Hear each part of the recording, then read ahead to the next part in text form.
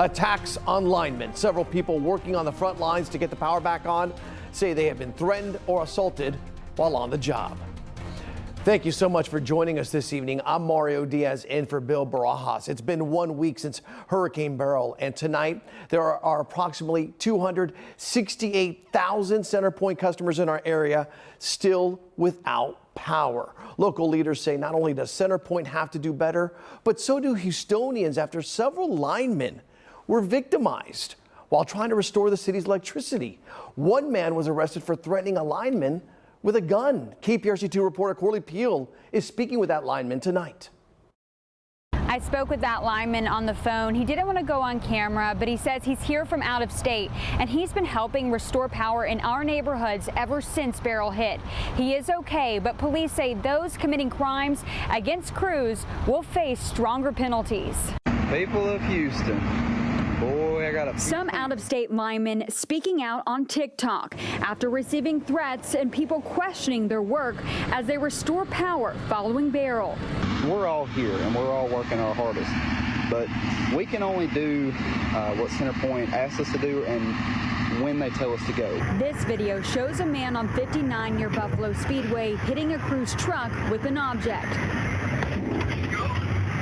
Several law enforcement and local leaders came together addressing the violence against power crews. We've had guys have guns pulled on them. We've had guys had rocks picked up and slung at them. I had a crew out in Sugar Land, D&T Power, we're working out in Sugar Land. They had guys have AK-47 standing across the street from them, never pointed it at them, but menacing them. Some linemen harassed while eating lunch, accused of not working, forcing crews to move staging areas. They elected to move their operation from Barnett Stadium, which was very close to the work being done, all the way out to Barker Cypress because they felt threatened. Well, that slows down everything, and that meant more people were going to be without power even longer because of the distance that they're going to have to travel just to get back and do that kind of work. This man, 38-year-old Anthony Leonard, now charged with aggravated assault. It happened in this area of Hayes Road and Willcrest Drive, where several crews have been stationed waiting for their next job. Police say Leonard pulled out a gun on one of the electric utility workers, then took off.